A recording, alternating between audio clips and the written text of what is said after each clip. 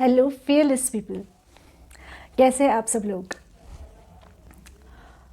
आज का मेरा टॉपिक है exam fear and how to overcome that and why this fear arises. Exam का अभी सीज़न चल रहा है। फरवरी से लेकर अप्रॉक्सीमेटली जून तक बहुत सारे एग्ज़ाम्स हो गए और बोर्ड्स के एग्ज़ाम, कॉम्पिटिटिव एग्ज़ाम, CMA वालों के एग्ज़ाम्स, क्लैट वालों के एग्ज़ाम्स, लॉट ऑफ IIT वालों के एग्ज़ाम्स। तो अभी बहुत सारे एग्ज़ाम्स चलेंगे। हर एग्ज़ाम में भले ही डिफरेंट कोर्सेज हो, डिफरेंट टाइप ऑफ स्टूडेंट्स हो, बट एक चीज़ हमेशा कॉमन होती है और वो है एग्ज़ाम फियर। तो आज मैं आपसे एग्ज़ाम फियर के ऊपर बात करना चाहूँगी। हम इस एग्ज़ाम के फियर को कैसे ओवरकम कर सकते हैं, वो कौन से मेथड्स हैं जिससे हम इसे ओवरकम करने में कामयाब हो सकते हैं। तो एग्ज़ाम फियर एक ऐसा फियर है जो यूजुअली बच्चे खुद नहीं देते। They do not create it, they catch it from their negative environment. Parents का प्रेशर, पीयर्स का प्रेशर, स्कूल में है अगर वो तो वहाँ का प्रेशर, कज़न्स, फैमिली, फ्रेंड्स, इन सब के प्रेशर से ना वो लोग इसको इकट्ठा करते हैं। सोसाइटी का प्रेशर, जहाँ पर वो रह रहे हैं उनके नेबर्स का प्रेशर, कहीं ना कहीं से वो कुछ नेगेटिव सुनते हैं, उन्हें डायरेक्टली बोला जाता है, उनके ऊपर ये फियर थोपा जाता है और इन द एंड वो डर जाते हैं और उनको फियर की हैबिट लग जाती है। यानी हम लोगों को, जो भी स्टूडेंट्स लोग हैं, उन्हें फियर की हैबिट डेवलप कराई जाती है और इतने अर्ली लेवल पे करा दी जाती है कि वो हैबिट को छोड़ते छोड़ते ना वो बहुत कुछ सफ़र कर चुके होते हैं और वो सफरिंग और ज़्यादा फियर क्रिएट करती है। तो इन सब चीज़ों को अवॉइड कैसे करें, क्योंकि जागो तभी सवेरा। जब कोई बच्चा बहुत छोटा होता है उस टाइम पे जो उसको उसके पेरेंट्स ने, उसके फ्रेंड्स ने या किसी ने भी बोल दिया वो उसको मान लेता है। उसको अपने अंदर से कोई लॉजिक क्लिक नहीं होता। तो जब उसे कोई लॉजिक क्लिक नहीं होता तो वो उसके अंदर जब कोई एक फियरफुल हैबिट को डेवलप किया जा रहा होता है, किसी भी एक पर्टिकुलर चीज़ को लेकर फियर डेवलप कराया जा रहा होता है, तब वो उसको काउंटर एक्ट नहीं कर पाता। सारे फियर्स बुरे नहीं होते हैं, कुछ फियर्स हमारे भले के लिए भी होते हैं। फॉर एग्जांपल, अगर हम किसी छोटे बच्चे को बोले कि उसके अंदर तू गैस के पास में मत जाना, वहाँ पे तेरा आग लग जाएगी, तेरा हाथ जल जाएगा, तो that is a good fear. Fear हम लोगों को दिया ही इसीलिए गया था ताकि हम अपने आप को प्रोटेक्ट कर सकें। अब यूजुअली क्या होता है कि पेरेंट्स, यूजुअली सारे ऐसे नहीं भी होते हो, बट मैंने बहुत सारे देखे हैं कि they want to feel free and knowingly and unknowingly वो अपने बच्चों पर अपने फियर्स को उनके फियर बना के थोपने की कोशिश करते हैं। इस तरह की चीज़ें ना एक छोटे बच्चे को समझ नहीं आती, वो डर जाता है क्योंकि वो लॉजिकल नहीं होता, वो वापस कैसे काउंटर एक्ट करना है उससे वो सब चीज़ें नहीं पता होती। तो तकलीफ़ कहाँ आती है, जब वो बच्चा बड़ा होने लगता है और उस फियर के साथ जीने लगता है और एक लेवल ऐसा आता है कि वो इतना फियरफुल हो जाता है कि वो फियर जिस चीज़ के लिए उसे डराया जा रहा था वो उस चीज़ को बहुत पहाड़ के जितना बड़ा कर देता है। फॉर एग्ज़ाम्पल, फियर कभी भी कोर्स से ज़्यादा बड़ा नहीं होना चाहिए। कोर्स कितना भी वास्ट हो, फियर वास्ट नहीं हो सकता। और जब हम अपने फियर्स को अपने कोर्स से ज़्यादा बड़ा कर देते हैं तो फिर जो भी आप कोर्स कर रहे हो, जिस भी क्लास में अभी आप एग्ज़ाम दे रहे हो, आपका फियर उस क्लास से बड़ा हो जाता है। आपका फियर आपकी लाइफ, आपकी कैपेबिलिटी से बड़ा हो जाता है। मैं एग्ज़ाम्पल से एक रियल लाइफ इंसिडेंट बताना चाहूँगी कि जब I was in 10th class and मुझे एक वॉरियर की तरह भेजा गया था कि ओ आई एम अ वॉरियर और मुझे कोई बहुत बड़ी जंग लड़ने जाना है। इतना फियर क्रिएट किया गया था मेरे अंदर कि अगर मैंने कुछ भी गड़बड़ कर दी तो पता नहीं मेरे साथ क्या हो जाएगा, शायद कोई बम वगैरह फूट जाए, एनीथिंग लाइक दैट, इस तरह का फियर। और वो फियर मेरे अंदर डेवलप हो गया था बहुत अच्छे खासे लेवल पे। और मैं डरते डरते 10th का एग्ज़ाम देने गई थी और बाकी के बच्चों को मैं देख रही थी तो ज़्यादातर बच्चों के फेस पे वो एक डर, एक स्ट्रेस था, बट कुछ बच्चे बहुत नॉर्मल थे। ओके, आइडियली होना यही चाहिए कि आप एग्ज़ाम देने के लिए बहुत अच्छे से जाओ, बहुत नॉर्मल, बहुत रिलैक्स्ड होकर जाओ। बट व्हाट्सएवर, मैं बहुत फियरफुल और in fact I was crying out of fear जब मैं मेरा 10th का एग्ज़ाम देने गई थी। अब मैं वहाँ एग्ज़ाम के सेंटर पर पहुँची। I was extra alert for all the things कि मुझसे तो मतलब 1 इंच जितनी भी गलती नहीं होनी चाहिए, 1 सेंटीमीटर जितनी भी गलती नहीं होनी चाहिए पेपर को भरने में, रोल नंबर लिखने में, सारी चीज़ें, सारा डेटा फुल। और अनफॉर्चुनेटली जो एग्ज़ामिनर थी उस टाइम पर वो बहुत स्ट्रिक्ट थी उनके फेस पर इतनी सी भी स्माइल नहीं थी। स्माइल क्या करती है, आपके फियर्स को कम करती है, आपकी नर्वसनेस को थोड़ा कम करती है, but she was very like जैसे सारे बच्चे आज उनकी जान लेने आ गए तो वो बहुत स्ट्रिक्ट थी। अब क्या हुआ कि रोल नंबर भरना था और मैंने रोल नंबर इन वर्ड्स जब लिखते हैं तो उसके अंदर कुछ स्पेलिंग मिस्टेक कर दी। I know all the spellings, मुझे सारी स्पेलिंग्स पता थी, बट गलती से मिस्टेक हो गई। वो एग्ज़ामिनर, मैं ऑलरेडी इतनी गई हुई थी और मैं वहीं पे रोना स्टार्ट, पूरी क्लास मुझे देख रही है, I am feeling so much embarrassed.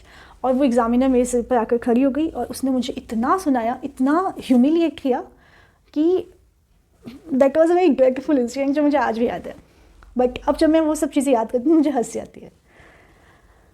The lesson behind this incident is कि एक तो मैं पहले से ही बहुत डर के गई थी घर से कि पता नहीं क्या हो जाएगा आज, और दूसरा वो डर ऐसी सिचुएशंस क्रिएट कर रहा था जो और डर को जन्म दे रहा था।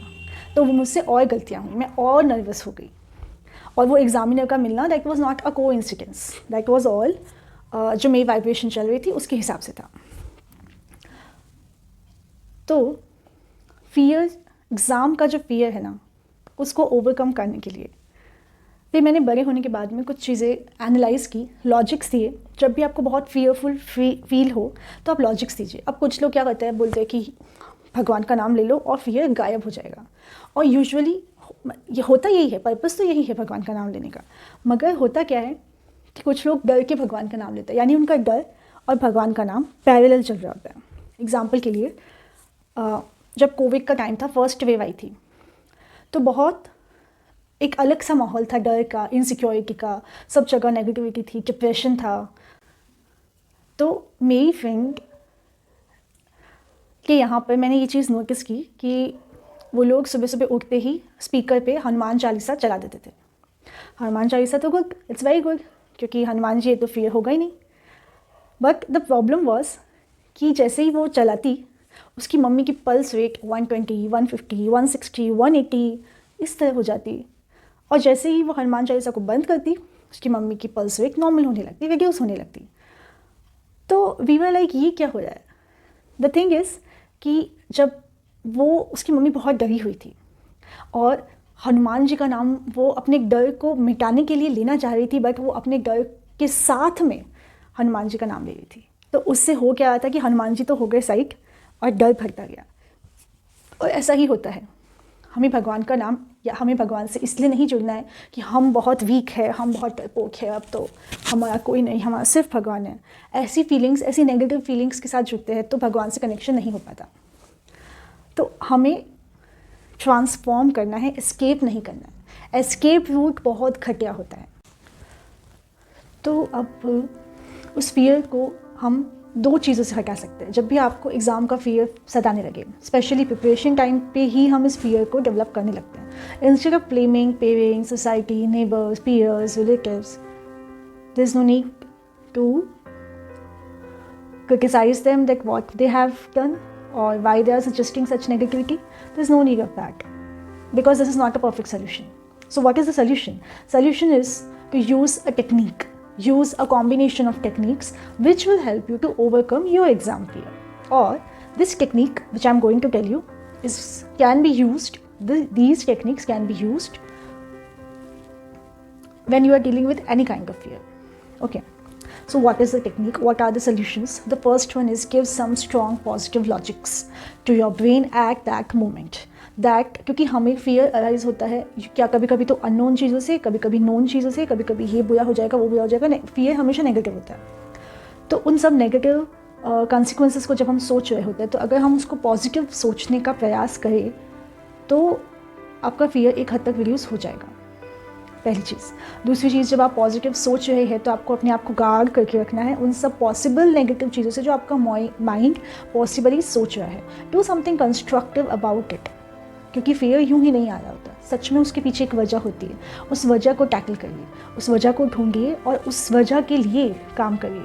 तो just try to dissolve the cause of fear. Second, the third thing which you can do is, there is a technique which I learn from Shri Shri Paramahansa Yoganand ji, and in that technique, that is a physical technique, उससे actual में heart पर fear का load हट जाता है। I am practising it for some quite a good amount of years. And this technique has helped me a lot. So the technique is कि आपका heart जहाँ पे है, just put your hand on your heart and then rub from left to right, left to right, left to right, left to right for straight 5 minutes. अपने हाथ को अपने heart के ऊपर रख कर and just start rubbing.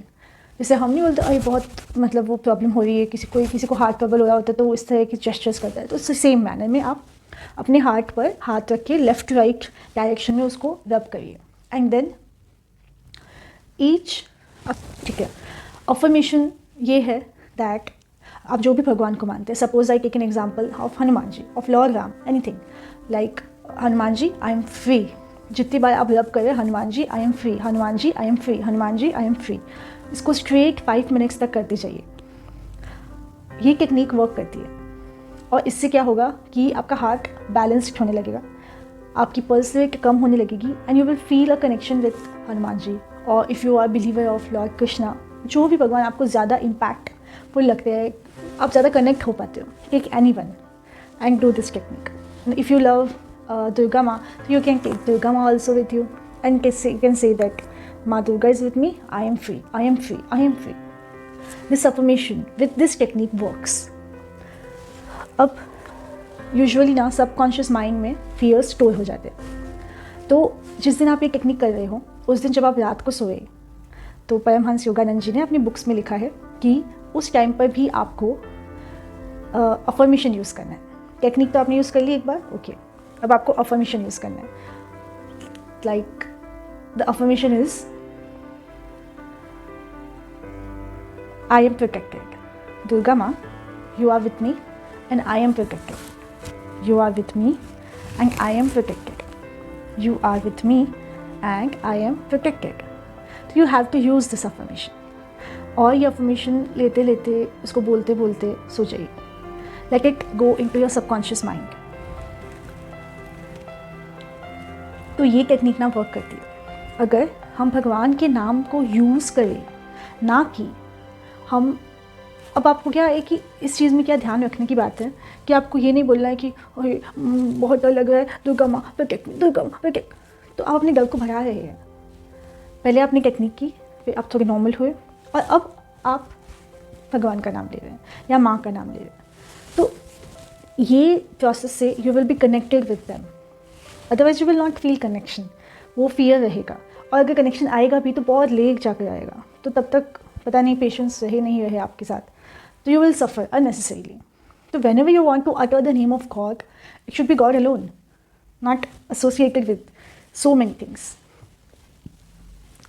So this was the technique which I think is very, very useful for all those who are giving exams, who are preparing for exams, and whenever they feel lack of confidence, lack of courage, and lots of nervousness, they all can use this technique.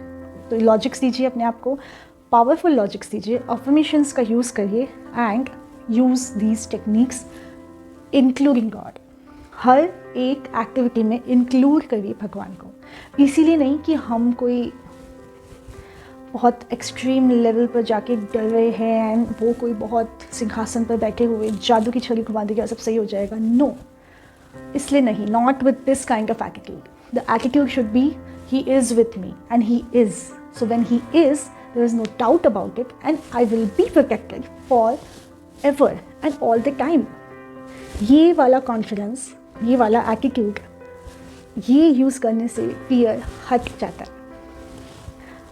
Just trust my words and use these techniques and then you will come to know about the wonderful uses of our own mind. So all the best for your exam preparations. All the best for using these kind of techniques which I shared with you, and I wish you all a very, very happy journey during your exam preparation till your success. So remain courageous and try to use your intelligence to combat exam fear. Bye. Take care.